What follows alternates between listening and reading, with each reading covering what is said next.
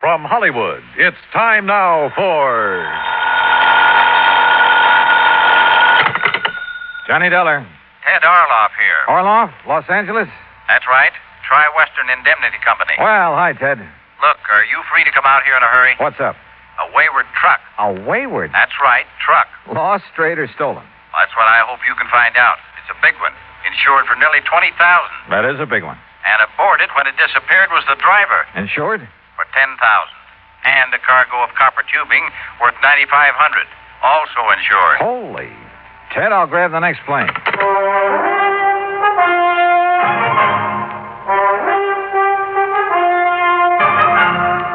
Bob Bailey in the exciting adventures of the man with the action-packed expense account. America's fabulous freelance insurance investigator. Yours truly, Johnny Dollar.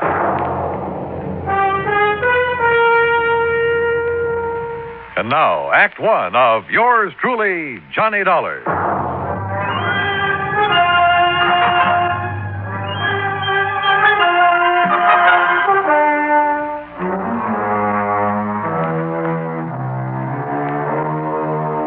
Expense account submitted by Special Investigator Johnny Dollar to the Tri-Western Indemnity Company, Los Angeles office. The following is an account of expenses incurred during my investigation of the Wayward truck matter.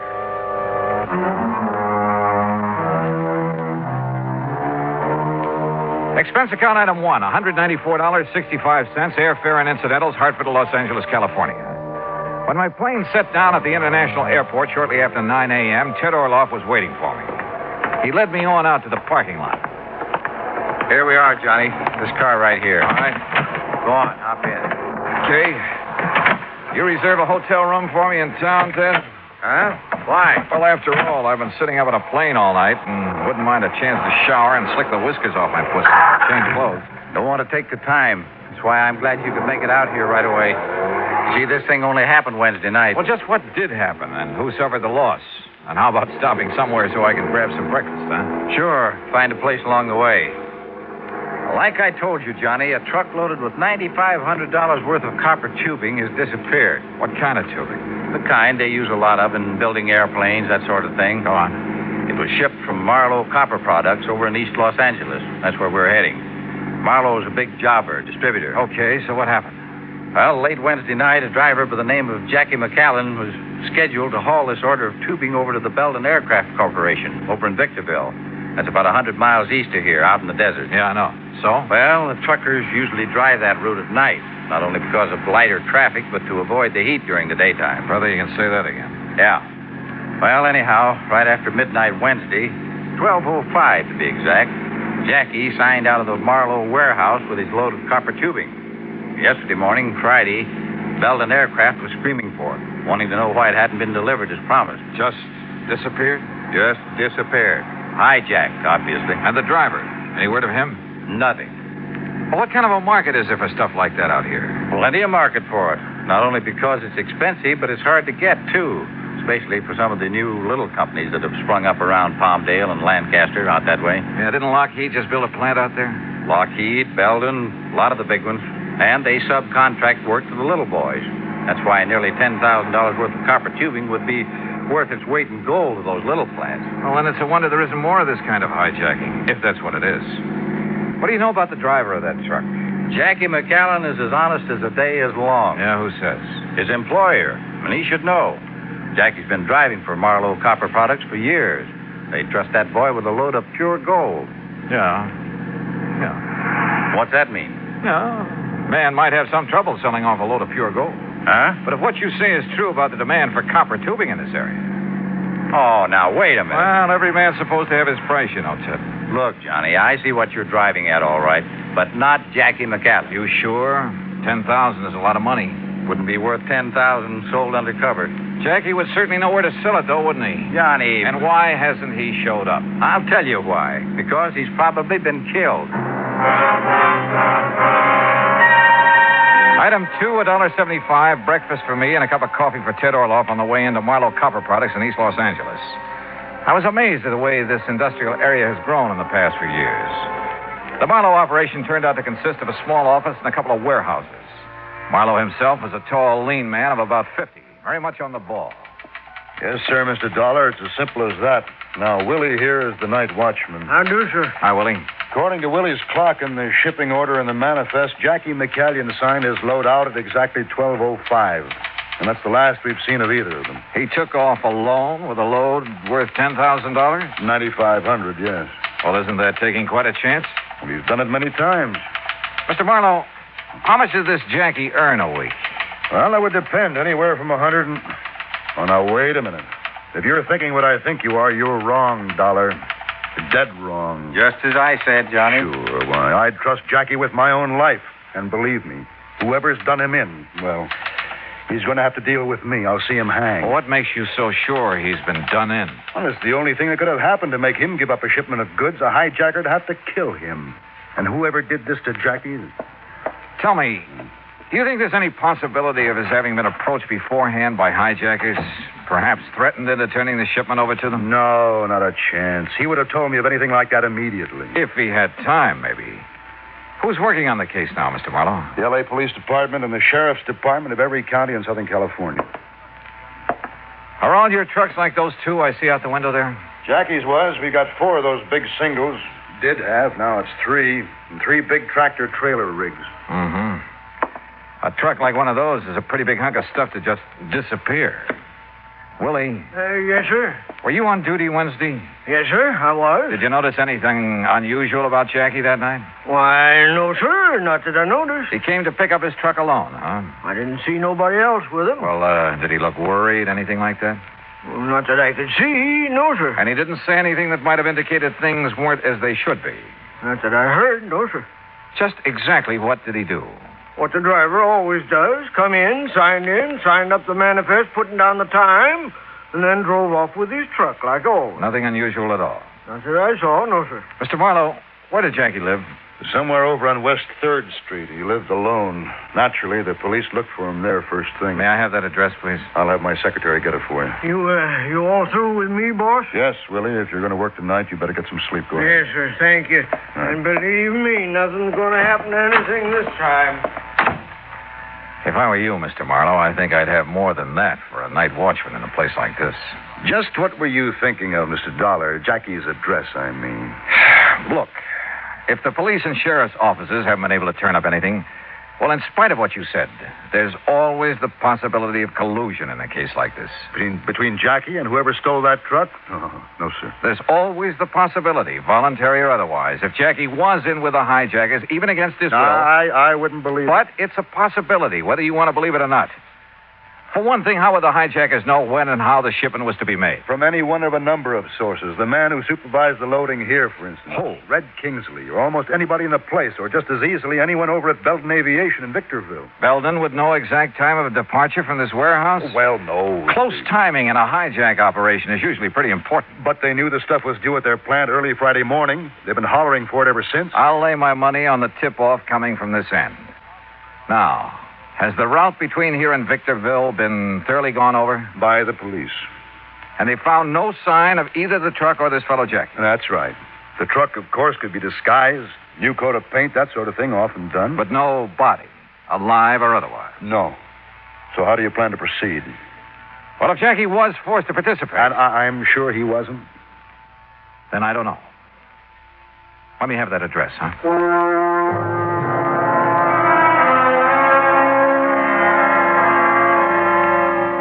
Frankly, I didn't have the least idea what I was looking for. But I couldn't just stand around, so I borrowed a company car with a name and a number plastered all over the side and drove to the West 3rd Street address, hoping I'd have no trouble persuading the manager to let me in. Manager? Not in that old ramshackle frame house. The front door was wide open, and the mailbox had the number 4 opposite Jackie's name. I went upstairs. As I reached the second floor, I could see that the door of number 4 was slightly ajar. And I could hear somebody moving about inside, opening closets and drawers. Quietly, I slipped close to the door. Inside, his back toward me, was a big, broad-shouldered brute, hastily emptying one of the bureau drawers. He was dressed in dirty work pants and wore a heavy, tattered blue sweater. Hey, what's... Who? Maybe you better let me ask the questions, huh? Oh, yeah? Now, look, buddy. What are you doing here? What are you putting into those handbags? None of your business. Now, you get out of here. Not until I find out what you're up to. I said get out. Didn't you hear me? Oh, take it easy, please. Oh, yeah? You want to play that way, huh? That's right. Brother, that was a big mistake. Oh, you asked for it. No, you don't. All right. Now, start talking. What were you doing here in Jackie's room? What was I doing here? Hey, look. Who do you think you are, the law or something, barging in here like this? That's right. Who are you? I said, who are you? I'm Dick McCallion. What? That's right. Jackie McCallion.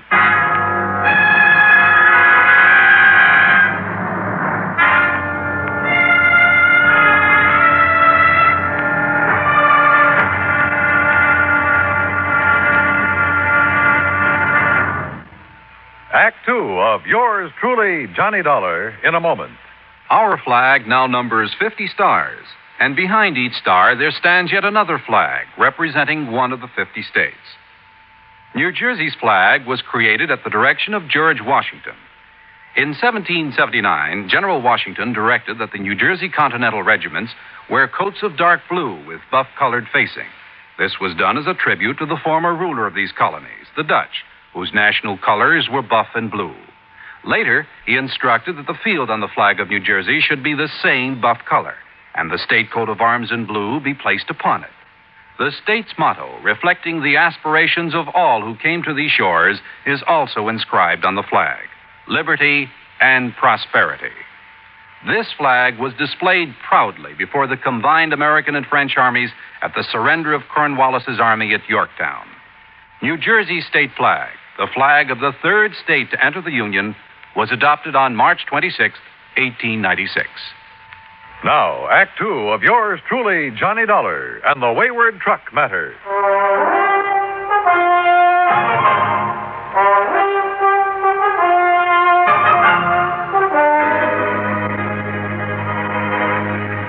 Missing. A $20,000 truck from the Marlowe Copper Products Company of East Los Angeles. Also missing. Its cargo of copper tubing insured for $9,500. Also missing, also insured, the driver, one Jackie McCallion. And when I found a big, ugly-looking character going through Jackie's furnished room, I jumped him. And who does it turn out to be? That's right, Jackie McCallion. Boy, I'll say this, buddy. You sure handy with your dukes for a skinny guy. Hey, who are you, anyway? Johnny Dollar, insurance investigator. And look, I'm sorry I must you up, Jackie. Insurance what? Well, I came here to find out what happened to you and that truckload of copper tubing that never got to build an aviation over in Victorville. What are you talking about? Of course it didn't. Of course not. Well, why? Because the shipment was called off, that's why. What? Well, sure. It was supposed to go out Wednesday night, right after midnight. And it did. At least it left the warehouse. Oh, that's where you're wrong. Because me and Betsy, we was going to take it. Betsy? Yeah, Betsy. You know, my truck. Only the order got canceled out. Who says so? The office. Who at the office? Well, how shall I know? All I know is I was here in my room getting ready to go over and pick up Betsy and the tubing. And the phone rung, and a girl from the office says the shipment is canceled out. What girl? Do you know? I don't know. Some girl says she was in the office or so. You know, one of the girls, like they always giving out the orders, you know. And she told me the boss says on account of there ain't no more trips for me this week, I can start my vacation right away instead of next week. But you don't know which girl in the office told you that. I told you, I don't know. I told Mr. Marlowe thanks, that's all. Why? Didn't she tell him? Where have you been since Wednesday night? Well, down in San Diego, staying at my sister's and doing some yellowtail fishing while I was there. You know, out around San Clemente Island. Boy, they pulling in the big ones. Yeah, I'm sure they are. There was one guy on our party boat that... Hey, wait a minute. What do you mean the shipment went out? Just that. On schedule. A little after midnight But on that girl Wednesday. told me... And it hasn't been heard of since.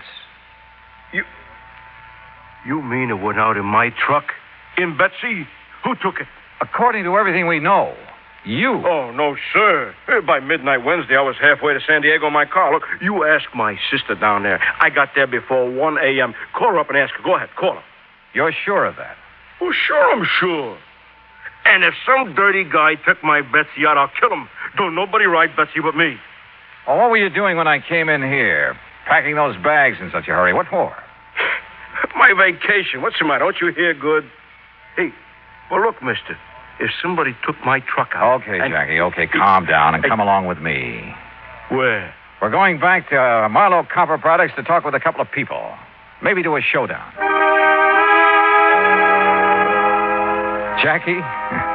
With a name like that, I'd pictured a slim, wiry little fellow, not this big gorilla. And from what he'd said and what he told me on the way back to the Marlowe warehouse, I was convinced he was telling the truth about his whereabouts the night of the robbery.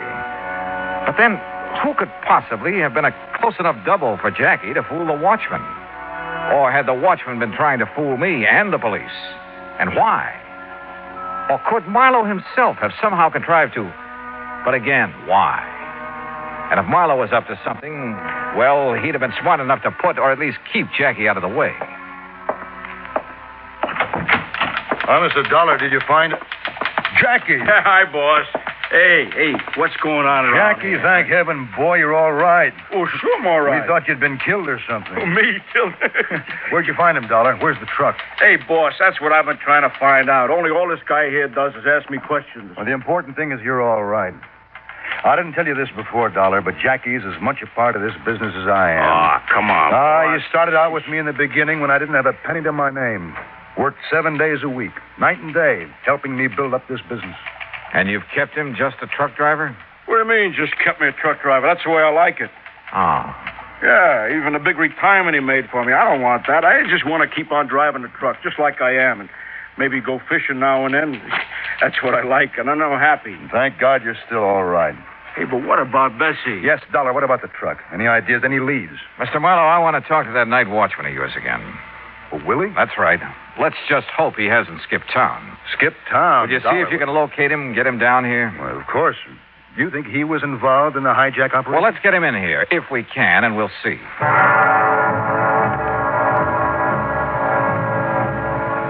Something had just come back to me. Something pretty damning insofar as Willie was concerned. It was the way he had answered my questions when I talked to him before. Was there anything unusual about Jackie when he came to pick up the truck? Well, not that he'd noticed, he said. Had Jackie picked up the truck alone? Well, he hadn't seen anybody with him. What had Jackie said? He hadn't heard anything. Not one really positive answer in the lot. Or to the other questions I'd asked him. Much to my surprise, Marlowe's phone call brought assurances from Willie that he'd come over to the plant right away. And I told him I'd get somebody else to fill in for him tonight because of the sleep he's having to miss. Yeah, well, tell me this. Yeah. Do your watchmen carry a time clock?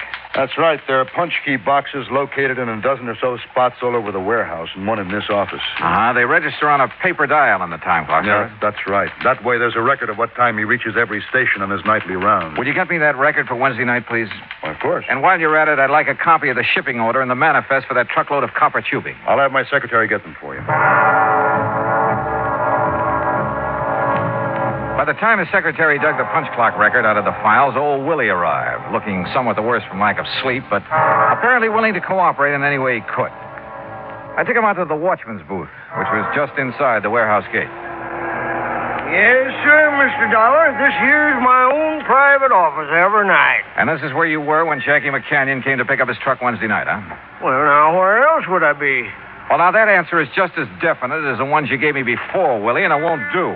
Why? I asked you if Jackie said anything that night that might have made you suspicious. And I told you, not that I heard, no, sir. Well, did you talk with him at all?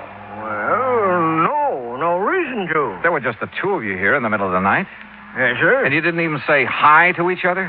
Well, no reason. Driver comes around to pick up a shipment. All he has to do is sign up the manifest the time he leaves. And... You knew what time he was to be here, didn't you? Sure. Yes, sir. It was right on the shipping order. But you didn't see him. You didn't see him pick up the shipping order or sign the manifest or drive out of here with his truck. Knowing he was coming, you left the gate open for him. Or knowing somebody was coming. That's against the rules, mister, leaving the gate. You weren't here when that truck went up. I didn't say that. No. So far you haven't said anything. You've just given a lot of evasive answers to all my questions. All right. Now, if you were here, you were partner to the hijacking operation. No, sir. You'd have had to be. Because Jackie McCanyon didn't pick up his truck that night, as you'd have us believe. If you were here at the gate, that is. And that's something we'll find out right now. Here. Say, that's out of my time clock. That's right. And it's dated the night of May 22nd and 23rd. That's the night? Yes. Now, where's Station 1? Why, that's right there on the gate there.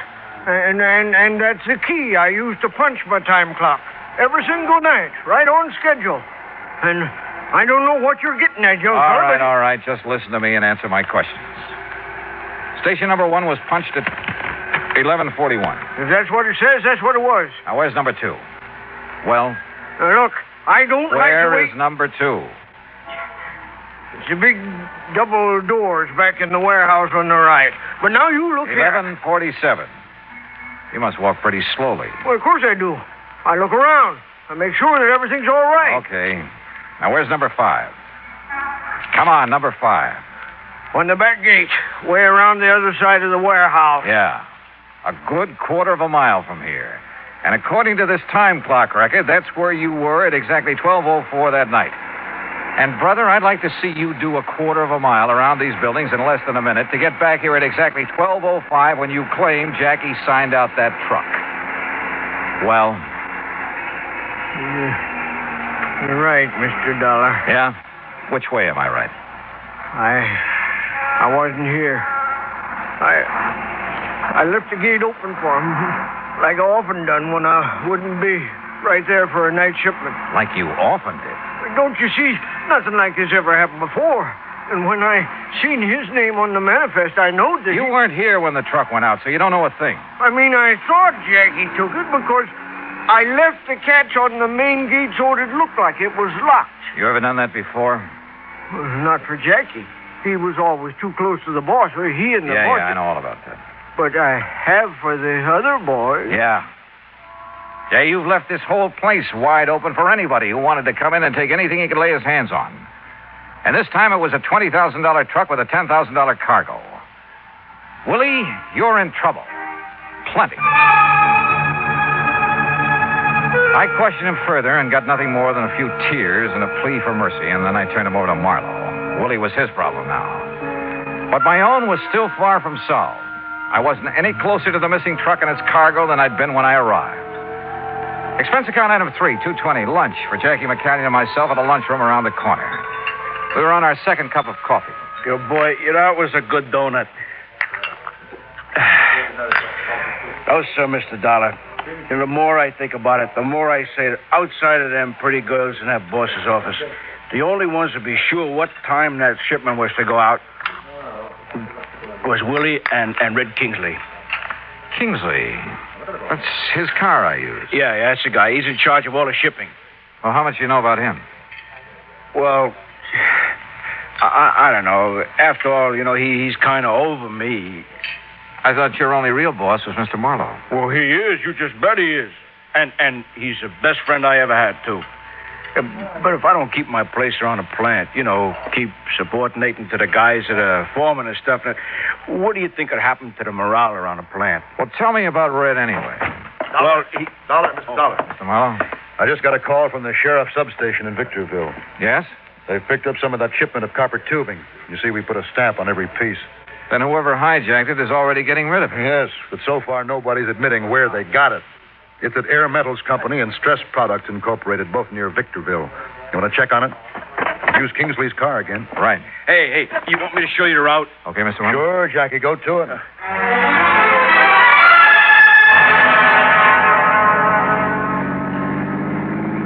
And believe me, we went. I don't know whether the police along the route have been alerted to let us by or not, but we earned more than one speeding ticket before we hit the cutoff around Victorville. The cutoff that would take us on past Edwards Air Force Base where the plants we were looking for were located. All along the way, Jackie had carefully scrutinized every truck we passed, going in either direction. No. Same make and model, but she ain't Betsy. Oh, Jackie, don't you realize that truck of yours is no doubt thoroughly disguised by now? You think a father couldn't tell his own little baby no matter how disguised it was? Maybe, but a truck. Here, now, look at that one up ahead. See the one we're pulling up on? Also, same make and model, only this one is painted green. Yeah. Want me to slow up as we pass it? No, she ain't Betsy. Even from here, I could tell.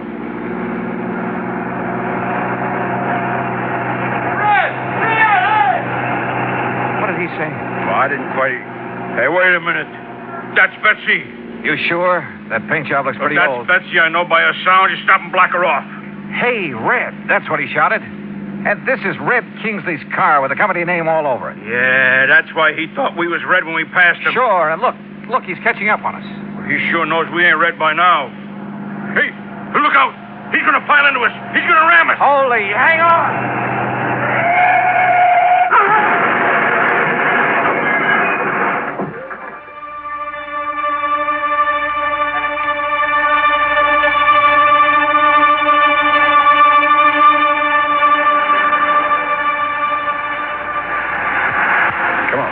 Get with it. Come on. Wait a minute. That's better. Come on. Oh, look, I hate to keep slapping you on the puss this way, but come on. Oh, it's okay. It's okay. All right. I'm okay. Hey, your pal's up the road with that other truck. That's the sheriff's car. Up there where a couple of 1,000 miles of copper pipe spread all over the countryside. Oh, yeah. I edged him off the highway and he flipped over. Well, why did you do that? Why? Well, to hear those cops talk, you'd think I was a hero or something. Guys in the green truck rammed you off the road, didn't they? That's right. Well, when the cops seen that happen, they tried to force the truck off. Mister, that takes something like Clarabelle here. Clarabelle? Yeah. That's what I call this tractor-trailer rig of mine. It's not the first time I've given the police a hand.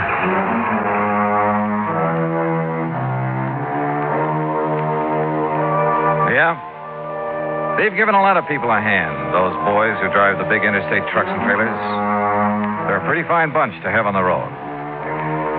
Well, I guess it's pretty obvious that Red Kingsley and Marlowe's shipping department was back at the hijacking operation. The two who were aboard the stolen truck turned state's evidence and sang plenty, and the courts will take care of them. Expense account total, including air transportation and incidentals back to Hartford, $50105. Yours truly, Johnny Dollar.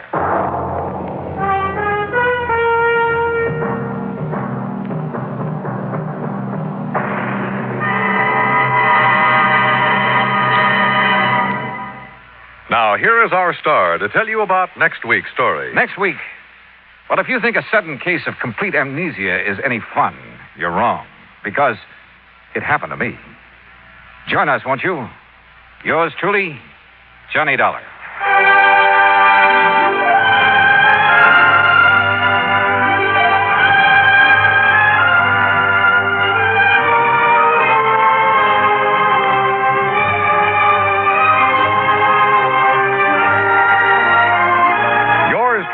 Johnny Dollar, starring Bob Bailey, originates in Hollywood.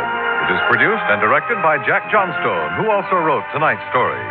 Heard in our cast were Forrest Lewis, John Daner, Junius Matthews, Stacey Harris, and Jack Crucian. Musical supervision is by Amerigo Marino. Be sure to join us next week, same time and station, for another exciting story of yours truly, Johnny Dollar. This is Dan Cubberly speaking.